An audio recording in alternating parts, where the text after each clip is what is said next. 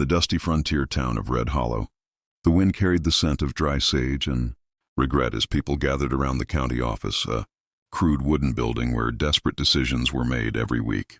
Life on the frontier was brutal, and many young women, without family or land, were placed under the town's guardianship listing, a legal but heartbreaking system where citizens could apply to become their protectors by paying a small courthouse fee. 19-year-old Clara Hale, trembling and pale, stood at the center of it all. Her father had died in a mining collapse 3 months earlier.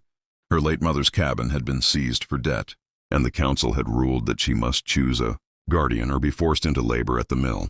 She had no relatives left. The crowd buzzed, voices mixing with the restless creak of boot leather.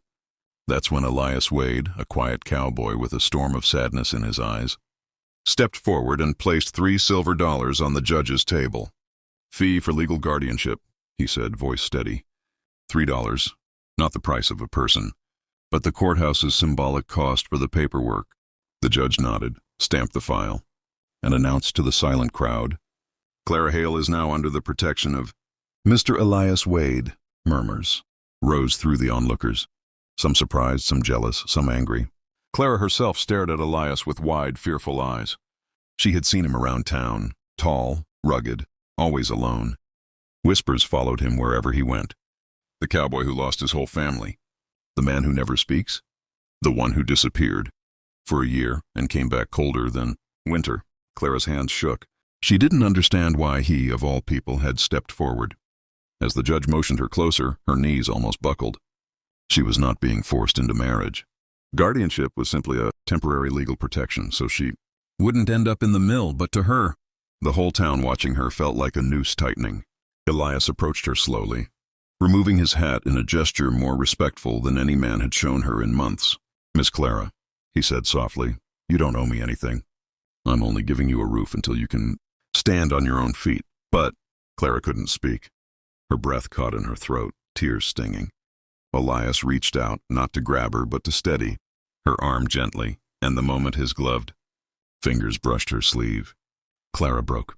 Her knees hit the wooden platform, and a strangled scream tore from her chest, echoing off the buildings. The onlookers fell silent.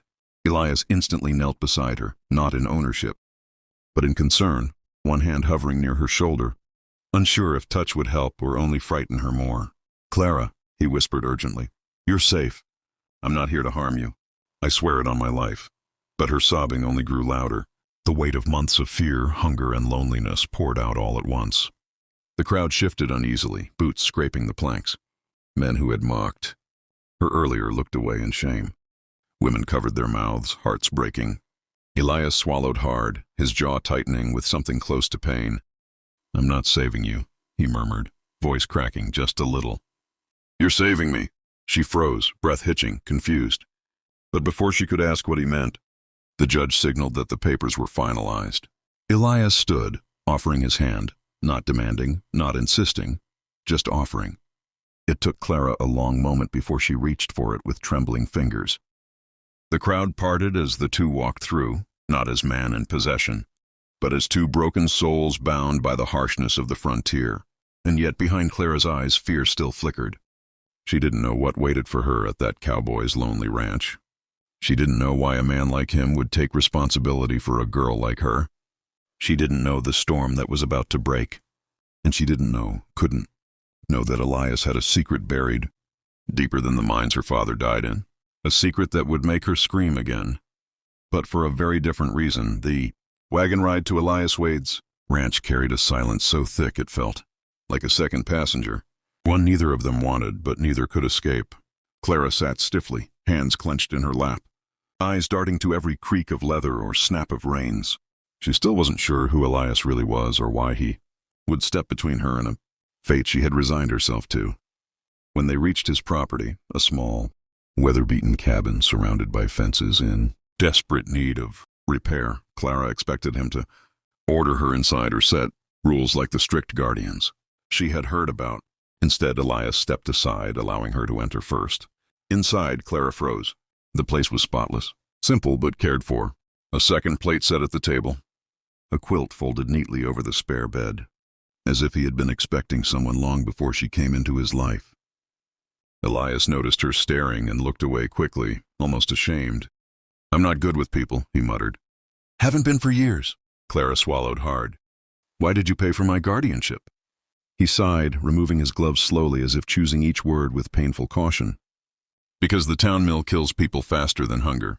Because you deserve a chance your father would have wanted you to have." And his voice broke off. He turned his back to her. She waited and waited. Finally he whispered, "Because someone once saved me when I thought my life was worth nothing. I owe the world a debt." Clara blinked, surprised.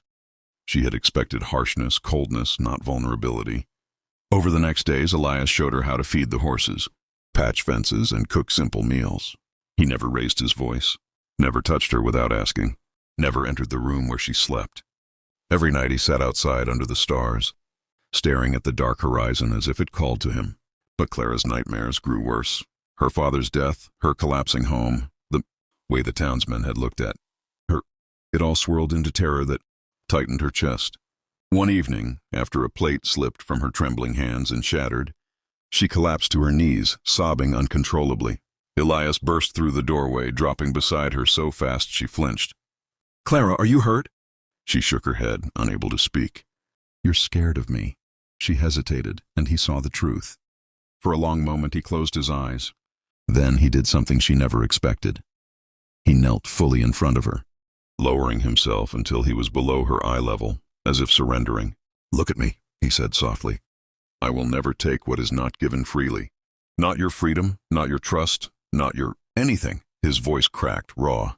"If you want to leave, I'll take you back to town tomorrow and sign away the guardianship. No anger, no punishment, no debt." Clara stared at him, really stared, and for the first time she noticed the quiet grief etched into his face, the way his shoulders seemed to carry decades of loss.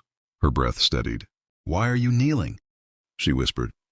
Elias's answer was barely a breath. "Because the last time someone knelt for me, they died saving my life. I swore I'd kneel for someone else someday, someone who needed to know they were worth fighting for."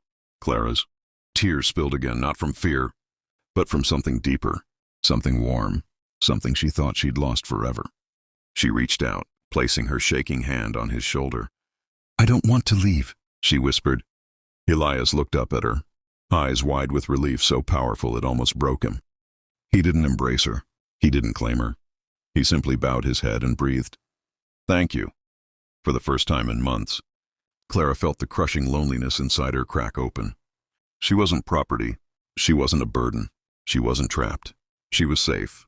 And safety on the frontier was rarer than gold.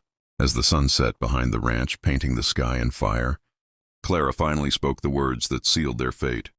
"Elias, don't kneel for me. Stand with me."